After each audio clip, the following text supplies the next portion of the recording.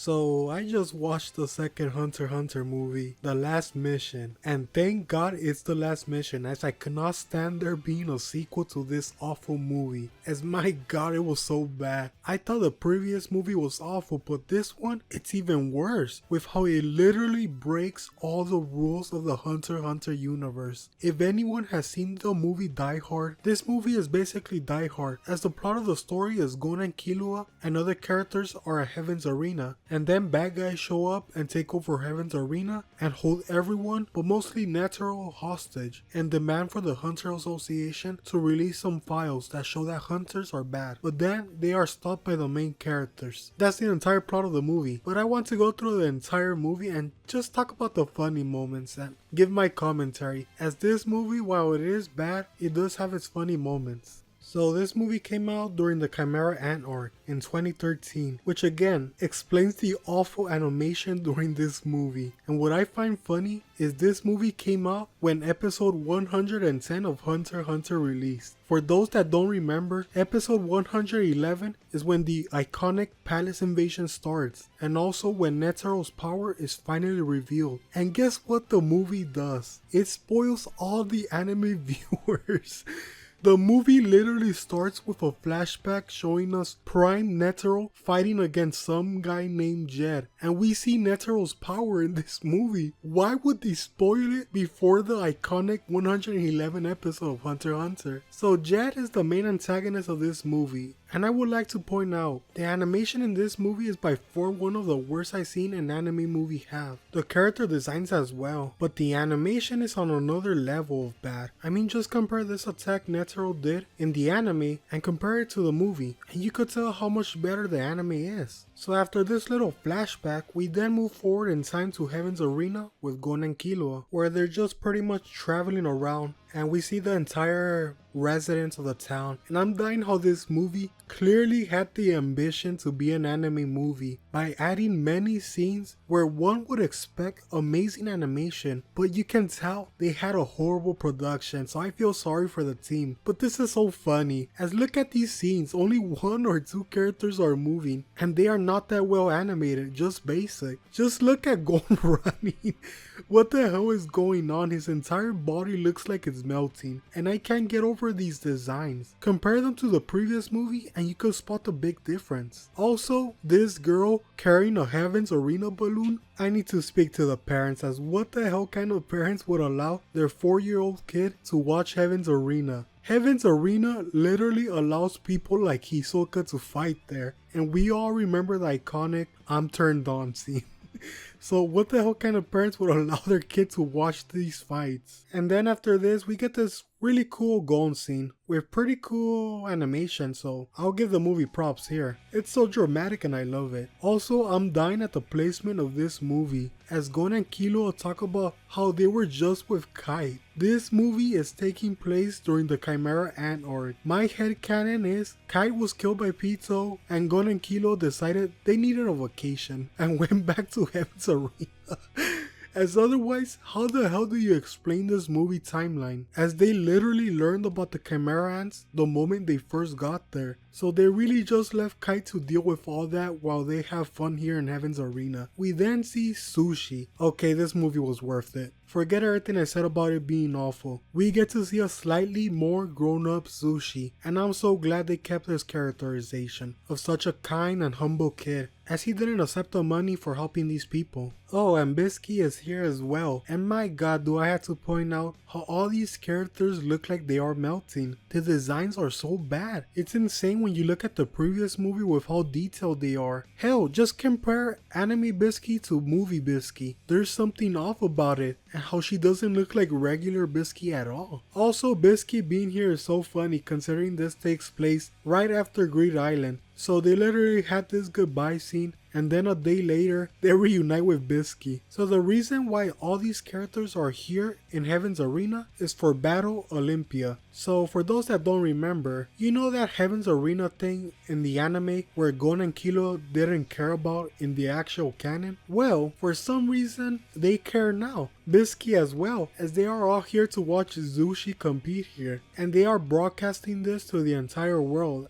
And guess who we see watching this? Chad Gorenu. I'm Look at him. He did become rich after Greed Island, but the fact that it's only been a couple days since Greed Island ended in the movie, it means he literally became a rich snob in a couple days and spent all his money on a big house and butlers. I respect it. Oh, and guess what? Neon, Kurapika, and Melody are here as well. I say Kurapika is here, but this is literally the Wish version of Kurapika, as this does not look like him at all. I don't know how it's possible for the movie to make a twink like Kurapika ugly, but here we are. And then we switch back to Gon and Killua, who are once again talking about meeting Kai. They really went on a vacation, leaving Kai to deal with the Chimera Ants alone. And I see the movies continuing the trend of making Killua even more gay, as my god, look at this blush. Sure, Killua has had his fair share of homosexual blushes in canon, but not as big as this. Oh, and Zushi became a floor master apparently.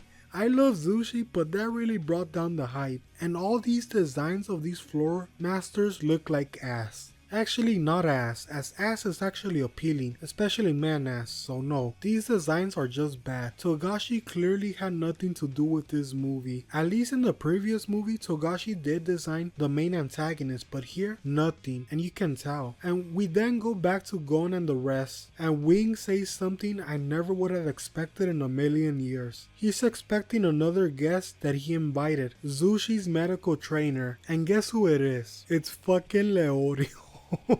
It's Leorio. What? This movie is not even trying to hide how awful this writing is. Out of all the people Wing hired to become Zushi's medical trainer, it happens to be Leorio. How? This movie just wanted all these characters together in Heaven's Arena. Also, why would Zushi need a medical trainer? Wing has had these kids fighting against grown adults in canon material. I just know he does not care that much. And we then see Leorio arriving in Heaven's Arena, and nah, this movie is doing Leorio dirty. Not only does he trip and fall, but moments later, he gets knocked out in the slowest way possible by the antagonist, and they throw him down the sewer. And the reason they didn't kill him is because they saw how trash he was and didn't think this person could be a hunter. I hate the disrespect. I'm not the biggest Power Scaler fan, but even I can tell Leorio is stronger than the average hunter because he trained to open the testing gates at Killua's house. He got so strong he could push open 6 tons. Again, Leorio, despite being a goofy character, he is very talented and strong. He's just not as determined to become strong like Kurapika, Gon, and Killua. He has his studies to focus on. And also, how does this movie want us to take these antagonists serious? This looks like something from the typical shonen where the antagonists are wearing robes so we don't see their faces and designs yet. I'm so glad Hunter x Hunter never did this in canon, where the antagonists wear robes to hide their face, as I always found that silly when I see shonen anime do this. We then go back to Heaven's Arena, where Netero is also there, and he's there to give a speech to the floor masters because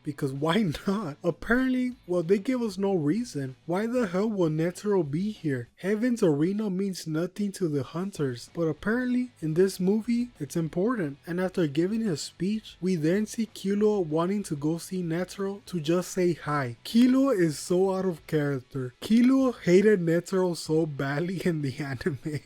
Netero pissed him off in every scene of them together. Killua would not want to see him or say hi. I do like the callback with the ball when they meet Netero, and not just because I love balls, but it's a fun callback. We then switch scenes with Kurapika, who left Neon's side because Hisoka called them to come over. As yeah, Hisoka's also here by the way, and he called Kurapika over for a booty call.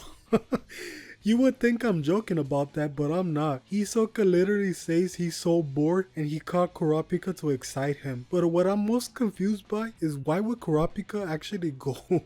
Why would he go? He would ignore Hisoka as well in canon. And then finally the antagonists finally take action and one of them hacks Heaven's Arena. Yes, you heard me right. He hacks Heaven's Arena. Why the hell does Heaven's Arena have a bank level security system? They even have guns. Why why does Heaven Arena have all these bank vaults and guns? It makes no sense. And we go back to Wing and Bisky is worried about all this, and my god, this is so not canon. Canon Bisky does not give a fuck about anything, and that's what makes her such a girl boss. Remember when Palm was telling her she's gonna kill them all, and Bisky had no reaction to that, and then Bisky, knowing Gon and Killua are gonna face dangers even greater than her, and instead of staying with them to help, she runs for it. Bisky is such a girl boss where her life takes priority. Movie Bisky sucks. Wing has more of a doesn't care attitude than her. We then go back to Netero and Gon, and then we get to the real bullshit of this movie. One of the antagonists shows up and seals Netero's abilities with this power called On. So On is not Nen. It's a different kind of aura. On is a different kind of aura brought by a deep grudge. It makes no fucking sense. Nen is literally tied to your emotions. Grudge is an emotion we feel, thus it should be part of Nen. No reason to create another power system, and this power system is fucking broken, where one can sense On with Nen, and this doesn't even cover the rest of this bullshit, where it's also revealed later On allows anyone to use all the categories of Nen to the fullest. Basically everyone has Emperor time, like Kurapika. There was no reason to create a random ass power system for this movie. Why include Netero? That just made it harder, as they literally wrote themselves in a corner that they needed to write a new power system that allowed them to be Netero, as Netero, as we all know, is OP as hell. And so this antagonist sealed Netero's Nen with On. We then go back to Zushi and the rest, and yeah, they did Zushi dirty. They didn't even give us a fight with him, but instead we just see him being knocked out by one of the antagonists. Also, I'm dying how this movie makes no sense when you look at the most obvious thing being the antagonist could have attacked Netero when he's even older. Why attack him when he's still the chairman and likely to still be strong as hell? But since the director of this movie knows full well Netero dies after the Chimera Ant arc, he can make this excuse of Netero being older and weaker. And then Jed, the main antagonist, shows up with Netero and throws Gon and Killua out the window, and we do get a cool animated scene of Killua using his yo-yos and Gon breaking the wall to enter. And also, what is it with this movie trying to push this Netero being Gon and Killua's teacher narrative? These people do not know each other or care that much for each other. Netero out here in the Chimera Ant arc recruited these kids to participate in a war, in the most hellish invasion of their lives, despite knowing these are literally kids, and he invited them for the fun of it.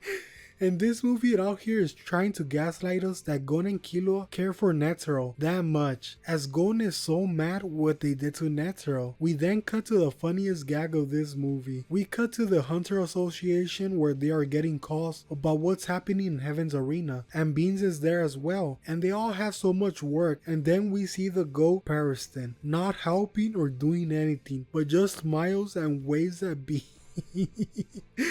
He's such a troll in this movie, and it's the best thing ever. We then see the TV with Jed holding Netero hostage, and the Netero Jesus symbolism is killing me, and Pariston is still smiling at all this. We then go back to Gon and Killua, and oh my god, I didn't think this movie was capable of making the Gon and Killua situation even more gay than the previous movie, but they surpassed themselves with just one scene. Look at this scene right here. One would say this is just a funny scene, but no. When it comes to Killua, I refuse to hear it. And after this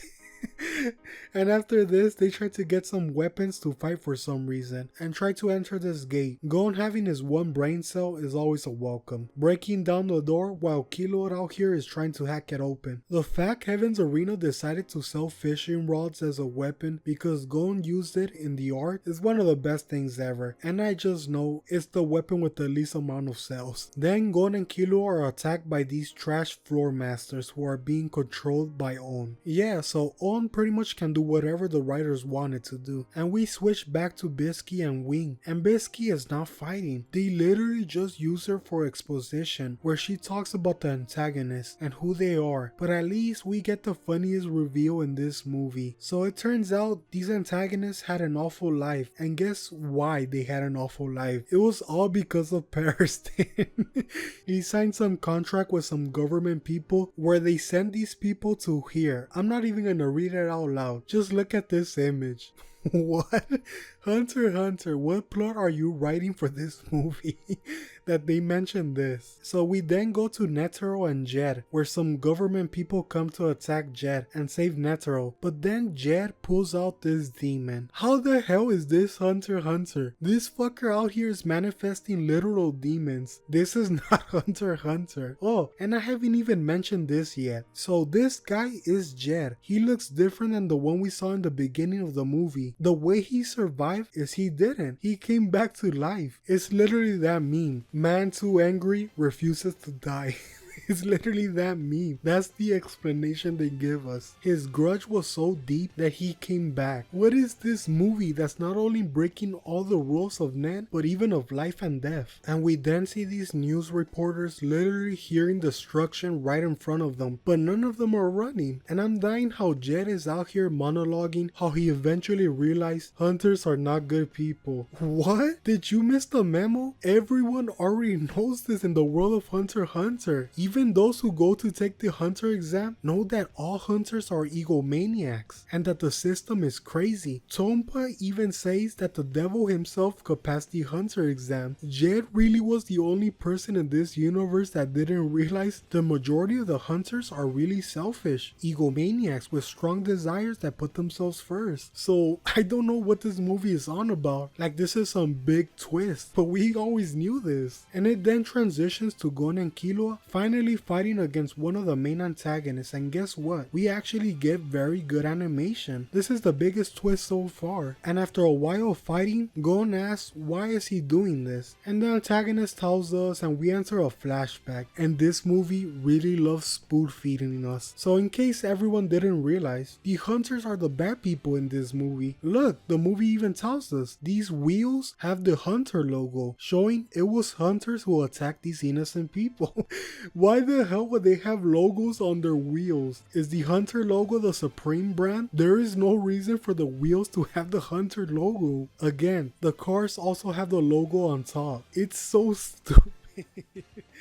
Also, these are stupid ass kids. You were literally standing out in the open where they spotted you. You could have hidden better. I don't blame the hunters for this. The flashback then ends and base Killua saying, "I don't care" after this flashback. Thank you, Killua, for saying what we all are thinking. I will praise the movie for them giving Kurapika his hunter exam weapons, as we see right here. As we then go to Kurapika, who is fighting the hacker, and the hacker explains to him about Own. And I do love how this is explained to Kurapika, who we all know has Emperor Time, that also allows him to use all the categories to his full potential. Oh yeah, guess who shows up after an hour of the movie passes? Leorio. Did you all forget about him? He's here with trash, and then he's grabbed by Hisoka. And also, what the hell is this scene and this noise? I want to say I'm crazy for saying this, but this is Hisoka we are talking about, as this scene seems so and I'll play with sound so you all can see and judge it for yourself to see if I'm crazy or not. Just watch. We then go back to the Gon and Killua fight, and again, I want to give the movie more props for this amazing animated sequence with an amazing Jajanken moment. And also, this antagonist isn't awful like the previous movie main antagonist. This one is pretty fun, where he just wants to fight in the spotlight, and has a really fun fight with Gon and Killua where it ends with both sides respecting the other. So it was a little sad to see him die because of Jed. Then we cut to Leorio, who arrives to help Kurapika, and we have a fun little game moment with them, and Hisoka in the back secretly shipping them while they have their moment. And after a while they went against the hacker, but the hacker injects Kurapika with Jed's blood, basically wanting Kurapika to become an own user. Gon and Killua then meet up with Kurapika, and Leorio being ignored, not just by the movie but by his friends as well. Gon and Killua didn't even acknowledge him. We go back to Bisky, who is finally doing something after an hour, but it's just a fight against fodder. It's still cool, but it only lasts for a minute or so, as we then go back to Gon and Killua, who go to Jed. And this is the biggest problem of this movie for me. Gon is facing off against the main antagonist of this movie despite him not having any connection with Jed. One of the best things about Hunter x Hunter is that Togashi doesn't force the fights. We don't have Gon fighting against all the main antagonists in Hunter x Hunter. The MC isn't out here trying to fight the strongest antagonist. He doesn't seek to fight Chrollo or Meruem. Hell, Gon and Meruem didn't even interact once in canon. But here, in this movie, Gon gets involved with the person who has a grudge against Netero, not Gon. Also, I would like to point out how this movie completely ignores a serious problem of Killua, as this takes place during the Chimera Ant arc, where he hasn't removed the needle yet, and Killua's out here fighting against literal gods and not being scared, which makes no sense as in the previous movie, he was very scared of everything. So after fighting for a while, Jed injects Gon with some of his blood to make him an own user to control him, and then Gon out of nowhere knows how to use On. What the fuck is this fanfic movie? They literally did their own version of adult Gon, where he literally sacrificed his entire talent and Nen, but somehow the movie made it so bad, where Gon also sacrifices everything to use On to fight Jed, but it turns into literal fanfic. Gon using the power of darkness but for his friends. This... Even the artwork looks awful. It does not look good. And we then see Killua being sad for Netero. What is this fake relationship that this movie is trying to gaslight us into thinking that he cares for Netero? Killua literally had no reaction to Netero's death in canon. But the movie is trying to tell us that they do care for each other. And the way Killua helps Netero is the movie literally stealing a scene from canon, where Killua has a heart-to-heart with Palm, but instead of using power to stop this antagonist that is stealing Netero, he instead talks to her, like how he did with Palm, with this beautiful OST playing, and him saying, "Hey, stop this, your friend wouldn't want this," and bam, it's done. The power of friendship gets it done. And then Netero is now free, and then we get this bullshit explanation that Netero's Buddha power contradicts On, where he can literally erase it for whatever reason. And then Jed and Netero have this fight, which they try to make it seem epic, but no. We don't know anything about Jed and his dynamic with Netero. We only got a 1-minute scene of Netero kicking his ass and Jed saying he will never forget this grudge. Like why are we supposed to be excited for this fight when we don't know anything? A better example of how to actually build up a fight is Netero and Meruem. It was built up as the fight between the strongest for so many episodes. That was hype. Oh, and then Gon suddenly becomes God. I'm not joking. I'm not joking. The OST stops and Jed and Netero stop fighting and it becomes quiet and they stare at Gon. Light envelops Gon and Gon suddenly becomes this wise person telling Killua, "I got this now." And then Gon literally steals Netero's opponent by saying he's his opponent and saying, "I will," and they censor what he says. We don't hear what he says, which makes Jed mad. And then Gon gives a speech that he will change the future and never let what happened to him and the rest happen again. No, this is not Gon. Gon wants to just find his dad. What is this random speech? Gon is a pure-hearted kid, don't get me wrong, but I can never see Gon doing these kind of speeches. And then Jed dies because of a Gon punch where he just disintegrates. So that's how he pretty much dies. And then it's revealed in the end that Jed and Netero were good friends and rivals. This movie sucks so bad. Why include this in the last moments in the movie? Why didn't the movie start with a flashback of Netero and Jed being friends or rivals and their friendship falling apart? But no, this will make the ending of the movie with Jed dying actually a little bit sad, but they didn't do this. And to end the movie, they had to trash Leorio once